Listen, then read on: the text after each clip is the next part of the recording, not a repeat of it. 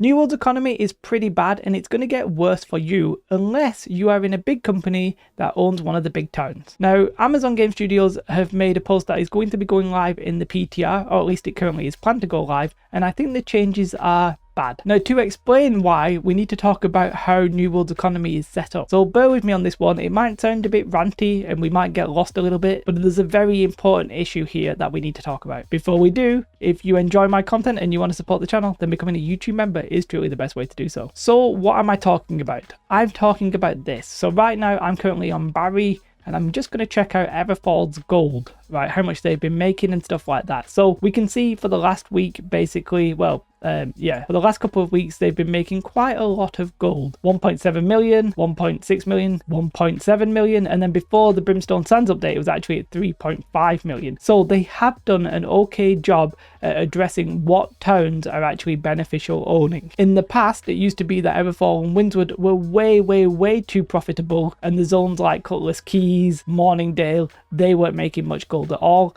Now they have addressed that balance, and I think that's a good change. But I still think this 1.7 million is a bit of a problem. For me, it's still too much gold going from effectively the poor casuals going to the rich hardcore PvPers, and I think that's bad game design. Personally, that's literally just what I think. And then they're going to make some changes that are going to hurt you but benefit companies, and I really don't like it. So these are the changes that they are going to make, and the reason they are doing this is because the amount of gold going into the game versus going out of the game is bad, and there's more gold going in, so we're going to get inflation basically. Now I agree, that's a problem. I don't think there's enough gold sinks in New World, full stop. We have 3, I think. We have respecking, you pay your gold, you change your stats. We have repairing, which is negligible gold, so we're going to ignore that. And then we have taxes. Now, some of the taxes go to the companies and some of it just gets eliminated from the game. But they're the 3 main ways. Well, 2 main ways and 1 negligible way. There probably should be more gold sinks. I think we can all agree with that, really. There just isn't enough. But we don't have them. So what can they do? Well, what they're going to do is take gold away from individuals, and I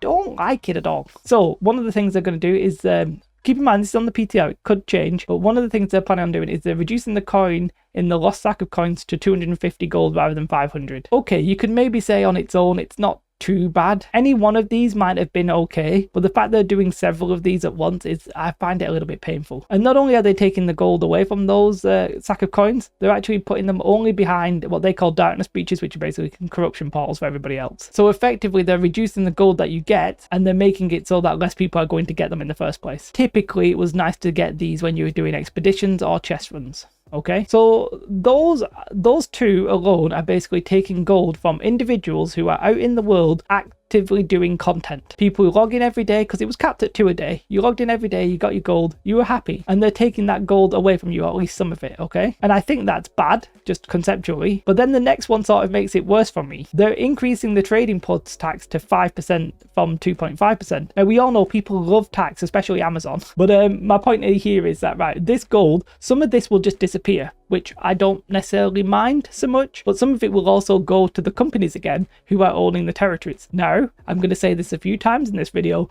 the people who own towns and they are doing the wars and they are the best PvPers, they should be rewarded. The question is, what kind of reward should they get? I personally don't think it should be majority gold. I think it should be other kinds of rewards. And I've said that a few times and I will continue to say it. But what these changes do, and we're going to ignore this one where they're literally just dropping the amount of tier 5 hide. Nobody really cares about that one, it's fine. But what these 3 changes do is they take gold away from individuals who are actively playing every day, and they give more gold to the companies who can basically warlog if they want to. They can play once every 3 days, do the war, get the gold, buy some better gear, call it a day. And I think that's a bad change. Now, I'm not saying everybody who's in a war warlogs, but there's nothing saying you can't do that. Now, maybe it's rather controversial of me, but I agree with Ashes of Creation. They're going to have a war system, and do you know what they're not doing for that rewards to that war system? They're not going to put a lot of gold behind it. They're not necessarily putting direct player power. From what we know, The game's not out yet, anything could change, I know that, but conceptually I agree with that. Now the problem there is the people who are doing the wars are doing so because it gives them player power, because it gives them that gold. Gold basically equates player power in New World, let's all admit it. And the thing I have a problem with is that it's literally a little bit like real life. These companies that own these towns and are the best players and are taking the gold, they're taking it from the casual players who are not even involved in those systems. You're crafting, you're buying stuff on the trading post, and they're literally taking gold from you and giving it to the big companies. And it feels like these casual players have no interest in wars, some of them. And even if they did, they can't get into the wars because we haven't had the war mitigation with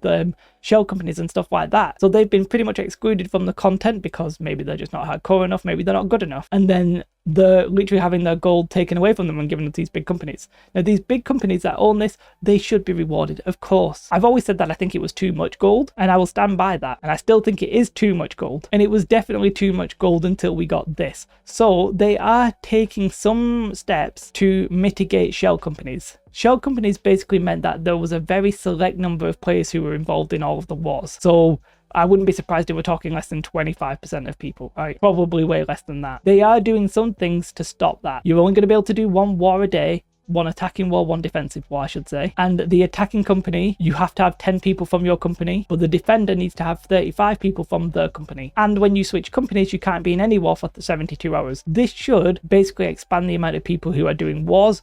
Overall, these are good changes. Now, the problem is, even with all of that being said, it's still quite likely that I wouldn't be surprised that if on each maximum populated server, that it's going to be less than 500 people who are actively participating in wars, which is crazy when you think there's another 2,000 people minimum who are not participating in wars, if not more than that. So what we have is we have a small group of players who are the elite best players basically dominating everybody else. And the system, the game, actually rewards it. And I think taking away gold from individuals who are actively playing the game, they're doing the content, taking their gold away and siphoning even more into the companies, I think that's a bad change. Yes, these are only small numbers, right, we're talking here. But conceptually, I would like Amazon to just ditch this system. Now, if you ditch this system, the war people will be like, I ain't playing anymore. And you would have to give them some rewards, be it cosmetics, maybe like titles, some ways of like standing out, because otherwise why would they bother? But I don't like the system where it's like, we are the best players, we get more gold, we get the best gear, we remain the best players. Like, if they're the best players, do they even need these rewards to be like that? Probably not. And what would happen if they left?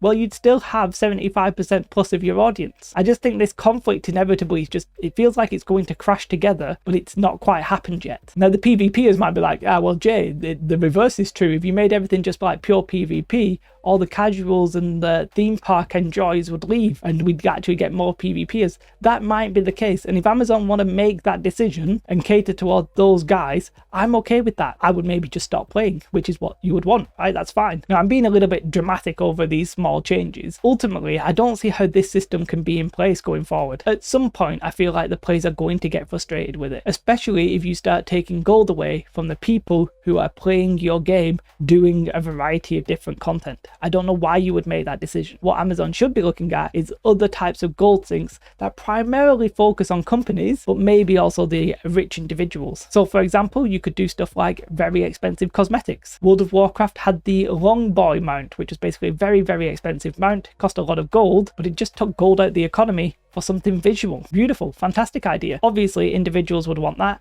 but the companies could also just get it. Maybe you would have something where it was a company-wide purchase that everybody in the company then got. Maybe you could have like an Everfall skin that cost 3 million gold. You could do it. You could do it, right? You could have company houses and buildings. That'd be something you could do that would just take gold away from companies. You could, if they really wanted, give less percentage of the tax to companies as well. Keep more of it just going straight out of the game. You could increase the cost to attack a town. To declare war could now cost 50,000 gold instead of 15. Maybe the people who own the town could then use gold to repair it instantly, or maybe they could pay gold to have more town buffs. Something that affected everybody, but it was a company choice to do so. There's individual ways of doing gold sinks as well. You could have maybe like a better faction vendor, so there was actual stuff that people wanted to buy for pure gold behind there. You could even respec the territory standing with just a large amount of gold every now and then. There's a couple of things you could do, but what I really don't like is just taking away gold from people just like who are playing the game. I find it conceptually difficult and problematic for the game. Now, as ever, the people who are the best players, who are doing the wars, they should be rewarded